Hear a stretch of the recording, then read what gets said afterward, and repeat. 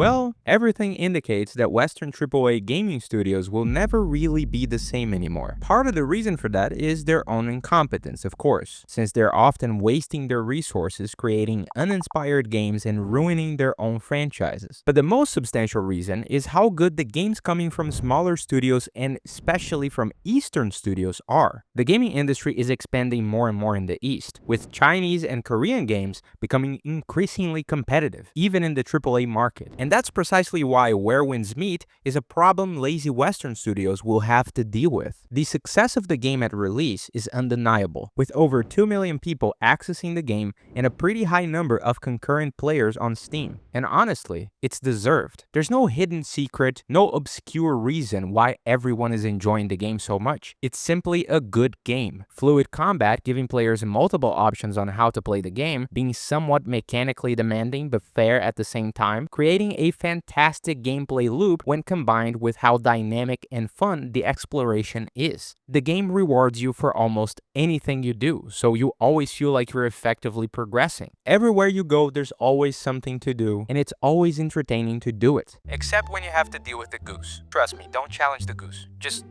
don't. The art direction is obviously very inspired. It really feels like we're living in a mythical Chinese land in which almost anything is possible. Even the NPCs in the game look amazing. And we have access to a very complete character customization system, so we can all create the most beautiful and appealing characters we can possibly conceive. To be honest, I'm not really following the story much. The narrative seems to be kinda interesting, but I know so little about Chinese culture and there's so much to do in the game that I mostly just feel like skipping the dialogues and jumping straight into the action and exploration. And since it's a online multiplayer RPG, you can play with friends, in case you have any, or with random players, interact with them and help them as you play the game. Unironically, reading signposts other players leave behind is actually entertaining and sometimes quite helpful. Basically, the game delivers a captivating experience in almost every regard, giving you the freedom to play in any way you want, from a more casual gameplay to a hardcore Souls-like I hate my own life playstyle. And at the end of the day, that's all gamers are really looking for, a truly entertaining game in which they can spend their free time. Now, the reason why Where Winds Meet is a threat to several of the biggest Western game studios, besides being a great game of course, is precisely the fact that it's a live service that works. And live service games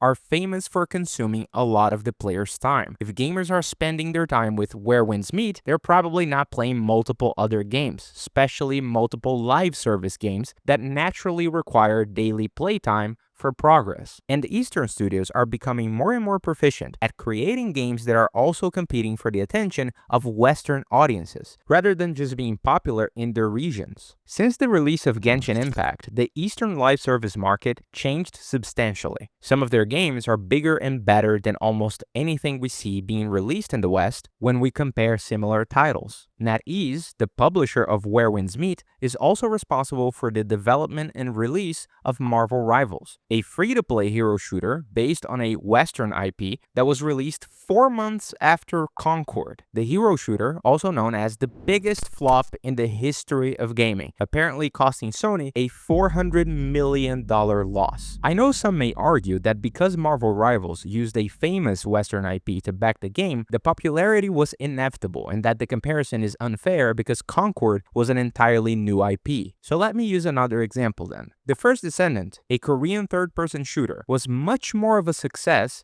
than Suicide Squad, a game based on a very famous Western IP, even though they were released only 5 months apart from each other. If the game isn't good enough, the IP won't save it. Those games were competing for the same market, but the Eastern free-to-play games did much better than their Western counterparts. It's not a coincidence. Eastern games are quite literally exposing all of the problems some of the biggest Western studios have, and there are several problems. First and foremost, these studios don't really understand the market. Their games are usually overpriced for no reason. Concord was a $40 product competing in a market of free-to-play games, dominated by Overwatch 2 at the time. Even if the game was amazing, it would still be much less accessible than any free-to-play game. But the game was not amazing. In fact, it was so bad that it became a meme. And that's the second problem Western studios have to deal with. Their products are often uninspired, dull, buggy. There's apparently no real effort behind the development of their games. Why would any gamer pay to have access to games like that if they can simply transcend reality and achieve nirvana in a free-to-play game? It's an easy choice to make, really. On top of all that, Western studios are also annoying. The amount of political activism and forced diversity some of them want to push into their games as a priority is annoying. Believe me when I say a lot of people who work in Western studios will look at a game like Where Winds Meet and think that having every NPC in the game looking like a Chinese person is a problem because it's not diverse enough. Western media outlets and gaming journalists often try to criticize or even cancel Eastern games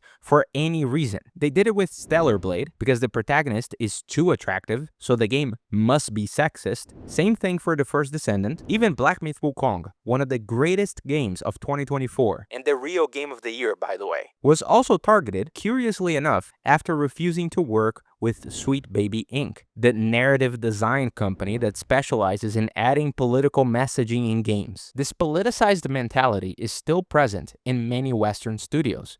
If their games were good, it wouldn't be much of a problem. Players would still buy and play them. But that's not the case. It really feels like their priority is to preach whatever political views they have first, and then be concerned about how entertaining the game should be. It's a very stupid way to approach game development. Every time I log into Where Winds Meet, I'm reminded of what gaming looks like when the priority of the devs is simply to make the best gaming experience possible. They even tell you that as soon as you enter the game. They want to make sure you know they're not going to force you to pay anything to experience what the game has to offer. And they want you to be invested in the game because of how good it is. And if it is good enough, players will inevitably spend their money on it. And I don't even think the monetization in the game is particularly fair, by the way. $42,000 to get a skin in the game is completely ridiculous. But the game is free to play, so nobody has to buy anything if they don't want to. This game represents perfectly the core reason why gaming is such a massive market in the entertainment industry. It's a perfect immersive experience created for a very competitive market. With the number of great games being released every year, players will always have the option of just ignoring the slop being released by creatively bankrupt studios and playing whatever is best for them. In a way, Where Winds Meet is proof of why we live in one of the greatest moments in history of gaming. If you like open world RPGs and you haven't played the game yet, play it as soon as you can. I guarantee you won't regret it. Now let me just go back to my grind. That's it for today. I'll see you guys later.